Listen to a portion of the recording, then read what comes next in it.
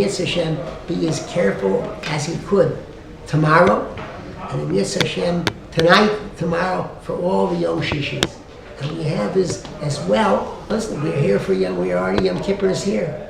And remember, Shloshes Svarim Niftachim, now, after Yom Kippur, there's only going to be 2. And how all of us should have Gemara Chassidut Tovah, and to be written in the Sifrim Shel Tzadikim. The Rav Shimshon Pincus mentions that he on Rosh Hashanah went out of the Beis Medrash and saw a bocher sitting in a room, clearly very upset. And he went over to him, and the boy told him that he had overslept. And he said, Rosh Hashanah, I've lost, Rosh Hashanah, because I overslept already, and it's certainly not what he wanted. And Rav Shimshon said, let me tell you a story. During the Yom Kippur War, I happened to have been in the hospital when they brought in a soldier who was wounded. And they operated on him to remove a bullet, and then he argued with the doctors because they wanted him to remain in the hospital to recuperate, and he insisted on going back to the front. He insisted going back into battle. Well, he said, when it comes to Rosh Hashanah, it happened to be Rosh Hashanah, we're all at war. And I'll extrapolate and say, when it comes to Yom Kippur, we're all at war. So that when the time comes, a person finds during the davening that either it's so hard to concentrate, I'm so tired, whatever it is, okay, do what's necessary. And just taking a big breath, maybe that's what's necessary, but get back in. We're all chayolim, so to speak, and a person has to go back in. So never feel that it's not going to it's over. Nothing is over. This is one of the reasons, interestingly enough, the Baal Shem Tov says that he asked a question. Erev Rosh Hashanah, you figure this way: if a person doesn't daven at Mincha Gedolah, when does he daven Mincha Erev Rosh Hashanah? You start 45 minutes before Shkia, whatever it is. And yet he makes a bracha, Barech Aleinu Hashem Elokeinu Es Hashana Hazos. Now, there's 45 minutes left to the year. What is this Barech Aleinu Hashem Elokeinu Es Hashana Hazos? It's such a short time. What's the difference? Yesh kaina ilamo b'shah achas. Something can be turned around just in a matter of moments. So therefore, yes, Barech Aleinu Hashem Es Hashana Hazos. This could make a difference to my shana. This is one of the reasons given as well that Maftir Yonah is read mincha time on Yom Kippur. Maybe another time, if Maftir Yonah is going to be read because we want to see the Indian of Tshuva, and other people can always do Tshuva. Why is is mincha chosen? And one of the reasons, and maybe it should be read some other time during Yom Kippur. If Chazal had set it up, so we would say, okay, that's the way it should be. So, but B'davke Mincha, before Nila, so that a person maybe who feels like, how am I gonna, maybe I didn't use the Zman of Elul well enough. Maybe Rosh Hashanah wasn't the way I wanted. Maybe I say I should make tshuva. We see Yaina at the end of Yom Kippur, before Nila, is indicating to us, you don't give up, you keep going, and there's no yush at any time. That's the idea, and that's why bedavka there. So we should be able to get mechuzik that we go into Mila feeling, extremely, ready as such. How does a person know how well he's done during this whole period of Elul and Aser Sheni Tshuva? So one indicator is the fact to see what happens Motzei Yom.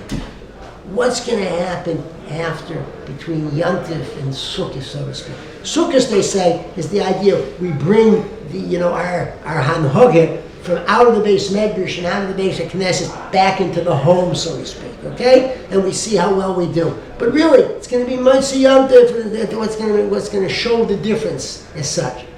In the Vardik, they used to say that one of the most terrible things can be is when a person remains the same and there's no change. It's an awful, awful thing. And they give it, and the Rabbi Yaakov Glinsky used to give a moshel of a person who did something to get himself into prison, and he ends up in prison for a year. Now he became accustomed to the hard labor. He became accustomed to the bad food and the bad water, all that. One thing he couldn't get accustomed to was the fact that he was unable to change his clothing for a year. And he was unable to take a bath for a year. And there he was with the lice and the fleas and all the other things and the sores. Terrible. But amnesty occurred, he said, after a year. And the warden comes in and says, you're lucky, you're one of the people who has given the opportunity to leave. Here's new clothing, and here's soap, and here's money in your pocket. Go over the hill, there's a stream, you can go wash. And he did. He goes there and gleefully, he jumps into the water, leaves the pile of clothing, and he's like, it's wonderful. He just can't get over it because he's going to be clean. While he's in the water, comes some other fellow, and he sees this man in the water, and he sees this new clothes, and he chops the clothes. And now the clothes are stolen. This man comes out of the water, and he sees the old clothes, no new clothes, and he's forced, in this case, to put the old clothes on. He feels terrible because he has to have the old clothes. Mashal Mahal David, of course, is that the Yom Kippur is the source of our cleaning ourselves. And here a person that has, through his tshuva, there's no question, he means it, he feels it, and he's there. And he has to see, what's he going to wear? What type of clothing is he going to wear that night and the day after as it goes? And the idea is that chas v'shalom, as they say in the Vardik, the worst thing is to put on the same clothing again and be able to, not to make changes, because the change is major. Now we've already said, you hear it in all the shmuzim, big Kabbalahs sometimes come to big Yeridas. If a person is ready for a big Kabbalah, a life-changing thing, that's wonderful, Baruch Hashem. But often it's the smaller change that makes a difference. And today, someone was telling me that at an El Al flight, they say that at the end of the flight, the crew asks the people who are flying if they have any extra change, that they should give it to Stalker, that they collect for a group called Ale. Ale is a type of stock organization, and El Al is behind this together with other organizations. And so their slogan is, small change can make a big difference. Okay? They're talking about money, but the Metzias is, small change can make the difference. And when we make a Kabbalah, a small Kabbalah that's going to work, can be able to make the change that does. I mentioned one of the earlier times, I think, that I passed a neon sign in front of a change place that said, change, change. It was a Shabbos, I was walking, and Reb Sorotskin, and that was it, change, change. And that's, and that can make the major difference in our lives and the Kabbalahs that we do. I want to fast forward to Sukkot, Zman Simchaseinu, and Yetz Hashem will be, and Yetz Hashem B'Sameach Chesed. We read Koheles. Why Koheles? Because Hevel Havolim, Omer Koheles, Hevel Havolim, Hakol Hevel.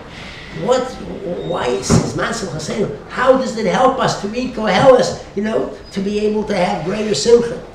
And the Darchei Musar says, we did not read Koheles to see that material things are not the most important.